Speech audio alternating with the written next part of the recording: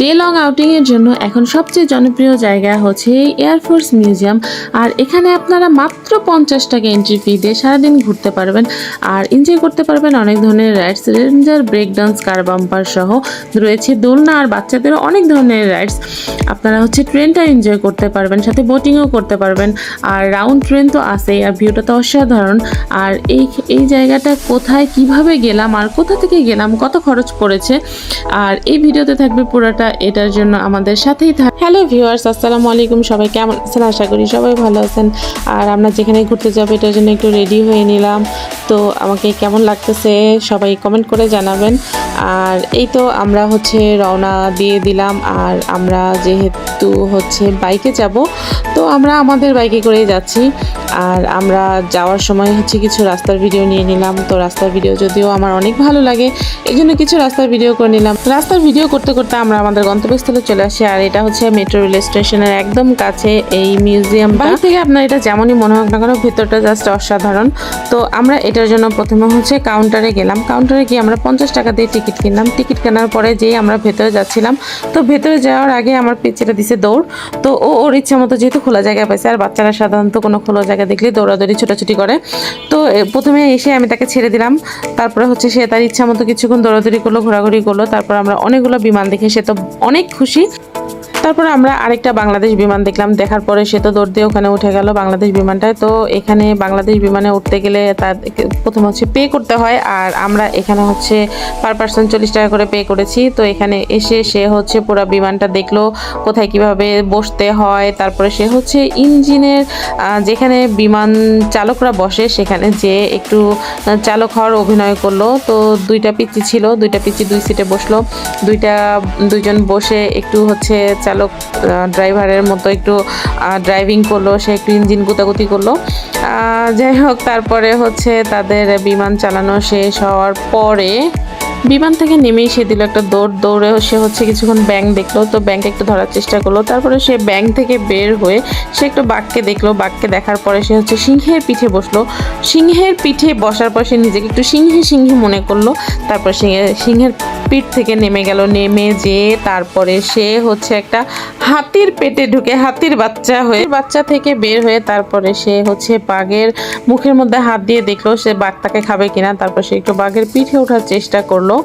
এই যে তাকে তার বাঘের পিঠে বসায় দেওয়া হলো। তারপরে সে কিছু ডিজনি কার্টুনদের পিছনে কিছুক্ষণ লুকানোর পরে সে একটু লুকোচুরি খেলার চেষ্টা করলো। তারপর ওখান থেকে বের হয়ে তারপর আমরা চলে গেলাম খরগোশের কাছে। দুইটা খরগোশের বাচ্চা ছিল, আর আরেকটা খরগোশের বাচ্চা জয়েন করলো। তো এখন টোটাল 3টা খরগোশের বাচ্চা। তো খরগোশের বাচ্চা হওয়ার পরে তারপরে সে জিরাফের কাছে গেল, একটু জিরাফ হওয়ার চেষ্টা করলো। কিন্তু সে যাই হোক, সে তো জিরাফ হতে পারবে না। তারপর ওখান থেকে বের হয়ে আমরা একটা বিমান রেস্টুরেন্টের কাছে গেলাম, বাট ওখানে আমরা আর যাইনি। তো তারপর আমরা ওখান থেকে চলে গেলাম বাচ্চাদের যে রাইডসের যে ইয়েটা ছিল ওখানে। তো ওখানে যে আপনারা যে ক্লিপের সাহায্যে যে পুতুলের ওটা খেলতে পারবেন চাইলে। তারপর আমরা একটু গেম খেলে নিলাম, লাইভ গেম। তো আমার মেয়ের যদি R15 চালানোর খুব শখ ছিল, এই জন্য তাকে ওই বাইকটাতে বসায় দিলাম। বসায় দেওয়ার পরে বাপ বেটিতে মিলে গেমটা খেললো। তো তারা অনেক চেষ্টার পর, অনেক সাধনার পর তারা ফার্স্ট হতে পারেনি, তারা হয়েছে সেকেন্ড। যেহেতু ট্রফি নিয়ে তারপর আমরা চলে আসলাম বাহিরে। আপনারা চাইলে এখানে ব্যাডমিন্টনও খেলতে পারেন। এই যে একটা কাপল খেলতেছিল ব্যাডমিন্টন। তো আমি এখানে বসে বসে কিছুক্ষণ খেলাটা দেখলাম। তারপর ওখান থেকে আমরা এই দোলনাটা এনজয় করলাম।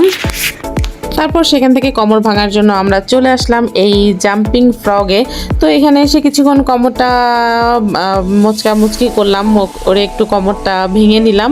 তারপর কোমরটা ভাঙা শেষ করে চলে আসলাম আমরা রেঞ্জারের কাছে। আর এই রেঞ্জারটা, ও মাই গড, যথেষ্ট ভয়ঙ্কর। দেখেন, একদম পুরো সোজা করে রেখেছে, তাও আবার উল্টো পাশে।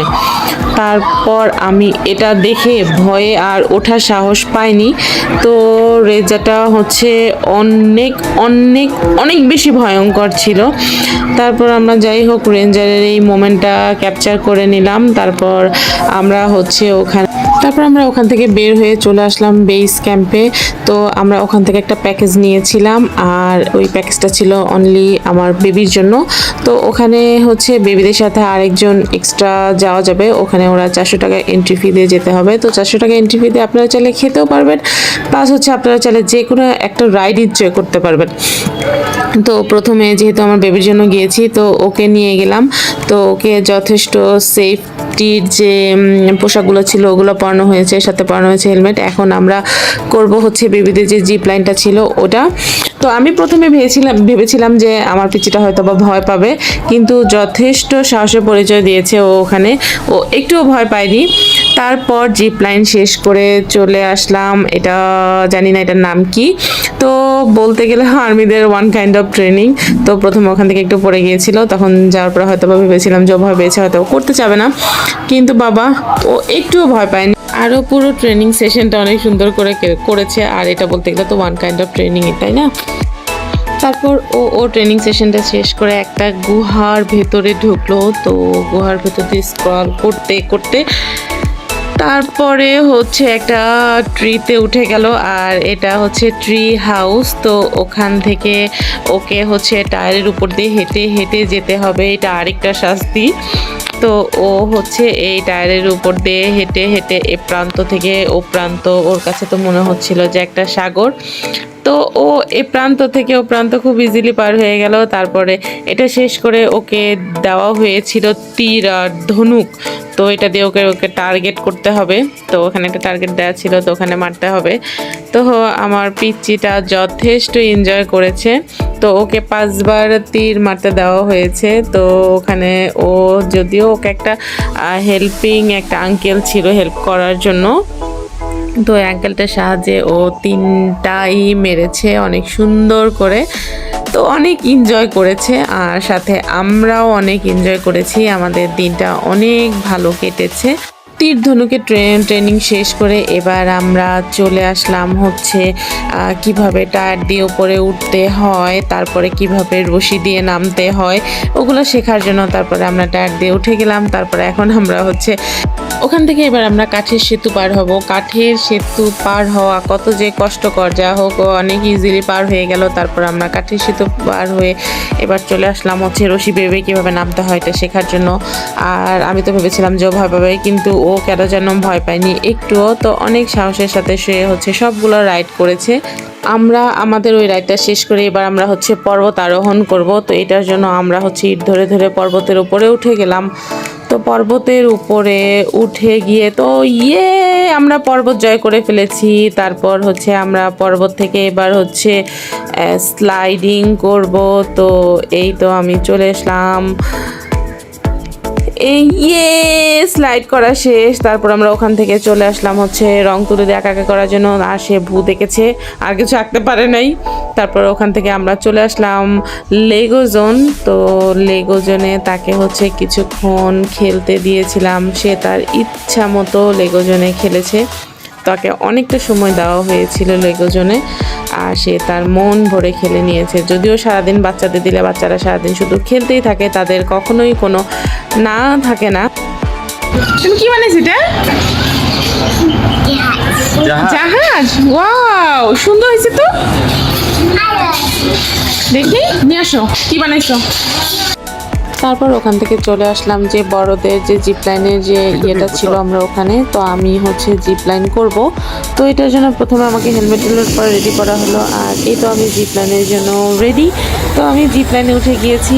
আমি হচ্ছে দুর্ভাগ্যবশত মোবাইলটা আমার হাত থেকে পড়ে গিয়েছিল। তো যাক আলহামদুলিল্লাহ আমার মোবাইলে কিছু হয়নি। তো জিপ লাইনটা আমি অনেক এনজয় করেছি।